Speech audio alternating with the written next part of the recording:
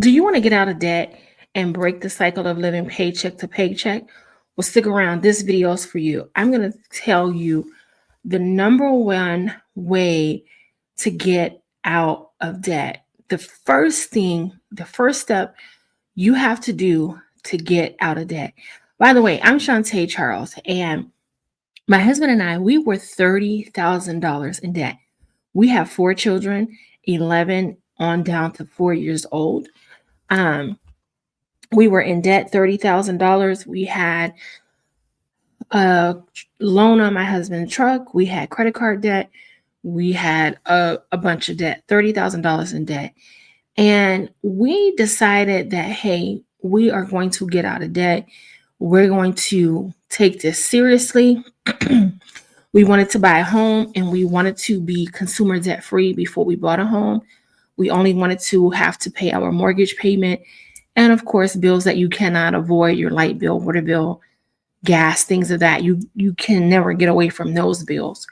But we did not want to be obligated to have a car note, extreme credit card debt, and all the other consumer debt that is out there, as well as have to make a mortgage payment every month.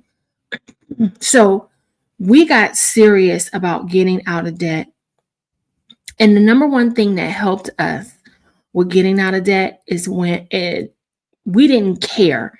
We didn't give a, when I was a kid, you know, you weren't supposed to be cursing or cussing, however you say it, wherever you're at. And we would say, I don't give a care. And that's where we were. I don't give a care. I didn't care what people thought because we pulled our kids out of extracurricular activities. We moved out of our townhome that we were renting. We lived in a 3-bedroom, 2.5, 2-car garage townhome. When we decided we were going to get out of debt, we moved from that to an apartment. Now, our rent in the townhome, I believe it was $11.95 a month. And when we moved out of that, we moved to an apartment, 3-bedroom, 2-bath, secure building, very nice apartment. And the rent was $8.25 when we moved in. When we moved out, it was $8.95. But nonetheless, it saved us money. When we decided that we were going to move out of the townhome into an apartment that was less expensive, we didn't give a care what anybody was going to think or what anybody had to say. We did not care. When we decided, hey, we're getting out of debt and we're going to take extreme measures to get out of debt and to get out of debt as quickly as possible, we took our kids out of all extracurricular activities. They didn't do basketball. They didn't do taekwondo. They didn't do tennis. It was a no thrills, no frills in our household. We didn't go on vacation. We didn't do anything except for the basics because we wanted to be debt free. We wanted to be debt free. We wanted to buy a home. We knew we wanted to buy a home one day, and we knew that we did not want to buy a home and also have consumer debt hanging over our head, having to pay for consumer debt, car note, credit card bill, and other consumer debt, as well as pay a mortgage on a house. We did not want to do that. We wanted to be able to rest easily. We wanted to be able to go to sleep at night and not worry about, okay, if we don't have enough money to pay for certain things. When we decided we were going to get out of debt and we got serious, we didn't give a care what anybody said about our methods. Oh, you took the kids out of basketball. When are they going back? We don't know when they're going back. They'll be back, but we don't know. We don't know. Oh, you're not going on vacation. Oh, let's go to such and such for Christmas. Everybody's going. Well, we're not going. We're not going because we're getting out of debt. We're not going. We didn't give a care what anybody thought or had to say about the extreme methods that we were taking to get out of debt. And nobody really said anything negative, but I could tell some people were like, oh, okay, well, your kids aren't doing this or your kids aren't doing that. I didn't care. I didn't care because I wanted to sleep easy at night. My husband and I, we decided that when we purchased a home, we were not going to purchase a home at the top of what we were approved for. We wanted to purchase a home for less than what we were approved for. We didn't want to um, purchase a home and our mortgage payment be based on what the mortgage company, the lender said we could afford, because the mortgage company, the lender, they weren't taking into consideration that we have 4 kids, and it seems like all 4 of them need new pair of shoes at the same time. All 4 of them need new clothes at the same time. Back to school, shopping for 4 kids, and all the other things that it takes to raise 4 kids. 4 kids have to eat every day. They don't consider all of that when they're running the numbers and telling you what you can afford. So my husband and I, we sat down and figured out how much can we afford to pay on a mortgage, um, without any strain on us financially. How much can we afford? And not only that, how much could we afford for a mortgage that we can pay on one income, that my husband could pay on just his income? So in the event that if he gets laid off or I no longer have an income, we can still maintain our house. We don't have to go into panic mode because it takes both of our income to meet our mortgage payment. We didn't want that. We didn't want that because I owned a home before I got married, and I didn't consider having an additional source of income. So if something happened to my job and I no longer had income, that I would still be able to make my mortgage payment and not be in a panic and a frenzy of, oh, I can't make my mortgage payment and getting behind or what have you. I didn't know that because no one ever taught me that before. But when my husband and I decided that we were going to purchase a home, we decided we weren't purchasing at the top of what they said we were approved for, and that we were going to make our mortgage payment, get a mortgage based on how much we could afford on one income. Can we pay this mortgage payment on one income? That's how we decided. And no, we do not live in a brand new home. It's not it's not the worst home. Our house isn't bad at all. I mean, we live in a nice home. It needs some updating, like the light fixtures and things like that. But it's not raggedy. It's not what they would call luxury. But we live in a nice home. 3 bedrooms, excuse me, 4 bedrooms, 3 bath, 2 car garage. We have a huge, nice size backyard. We have a nice size front yard. We live in a nice neighborhood, a very nice neighborhood. We live around the corner from a school, which is one of the best schools here where we live. But is our home brand new? No. But we didn't care what anybody thought when they, and if and when they come to visit. Oh, and sometimes people like to pocket watch. They like to assume how much money you have. Oh, well, they must don't make a lot of money. Oh, maybe they don't have it like that. I didn't give a care. My grandmother would say, I didn't give a kitty. I don't give a kitty what anybody thinks, whether they think I got money or don't have money. I really don't care.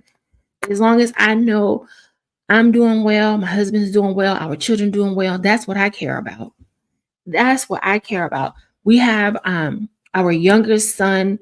He goes to a kindergarten readiness at the Catholic school here. That costs us $537 a month.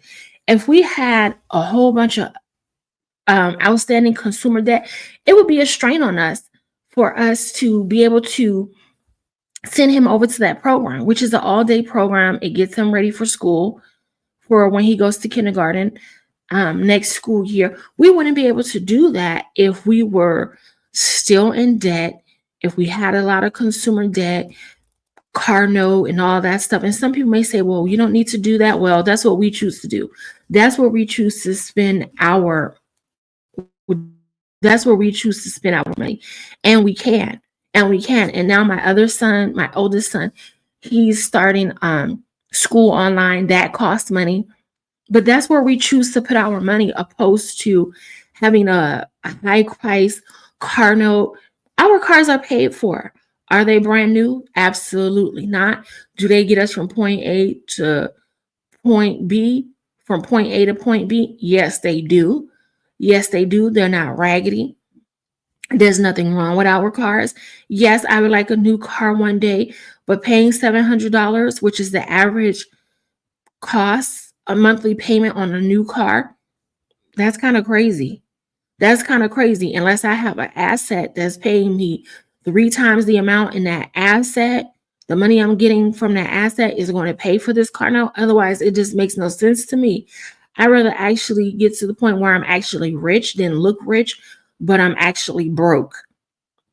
So I don't give a care. I don't give one kitty, as my grandmother would say. Someone called me last week to ask me about helping them repair their credit. They have something on their credit or what have you. So I said, okay, no problem. I'll help you. So I was telling her what to do and what have you. And she's like, well, can you just do it for me? Okay, no problem.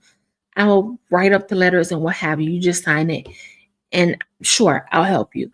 But during some point in the conversation, I said to her, no, she said she wanted to fix her credit before. She wanted to fix her credit because she wants to get a new car.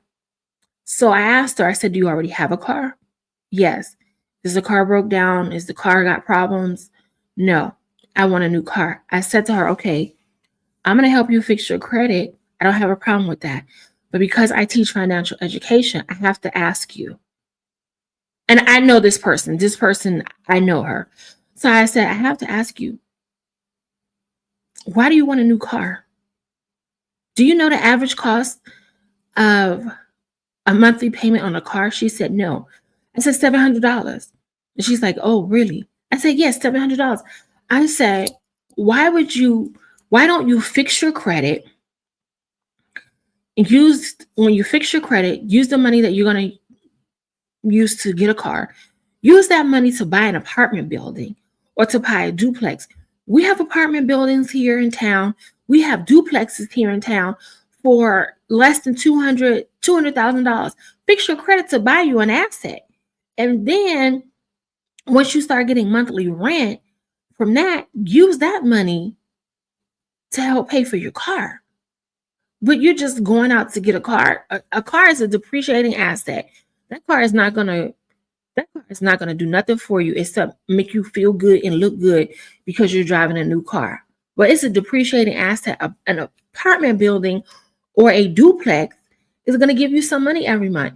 Put that sucker on Section 8, guaranteed money. And if the person who is running the place, if they don't pay the portion that they're supposed to pay, put them jokers out, find somebody else and rent it out. But you can do what you want to do. But I'm just giving you a little advice.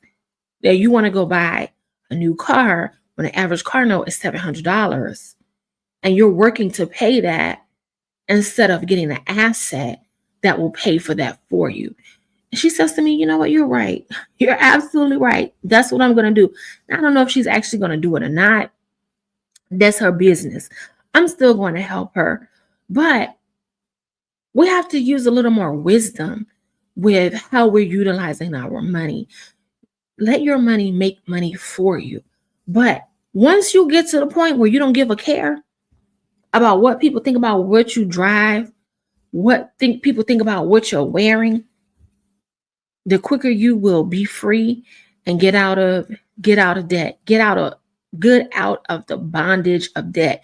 Because bondage is a debt is a chokehold. Debt is bondage. When you're up at night worried about how you're going to pay for a car note or what have you, that's bondage. That is bondage. And you don't have to be in bondage. Get out of consumer debt. Get out of consumer debt. And if you want a new car one day, there's nothing wrong with wanting a new car. Absolutely nothing wrong with that. But find a way to pay for that car aside from your regular salary that you get from your job. Find a way to make an additional income to pay for the things that you want. And even if it's not to pay for the things that you want, but in the event that you lose your job, We see job losses every day. Every day. Tons of people are getting laid off. You never know what the future is going to hold. So if you're out of debt and you don't have a car note, you don't have a ton of credit card debt or what have you, if you get laid off of your job, you're not going to be in a frantic panic, worried about, oh my God, now my car is going to get repossessed. Because the truth of the matter, most Americans are one paycheck away from financial catastrophe. That's just the facts. But once we all get to the point of we don't give a kitty, we don't give a care about what anybody thinks, what anybody has to say, we'll all be better off financially. It's better to actually be rich or be striving to be rich than to look rich and you're broke as a joke. So take my advice, y'all. When you get to the point of you don't give a care, that's the first step of you breaking free. Breaking free of being in debt. Don't care what other people have to say about you. That's going to help you a lot. Until next time, be blessed, have a prosperous future, and check out the next video.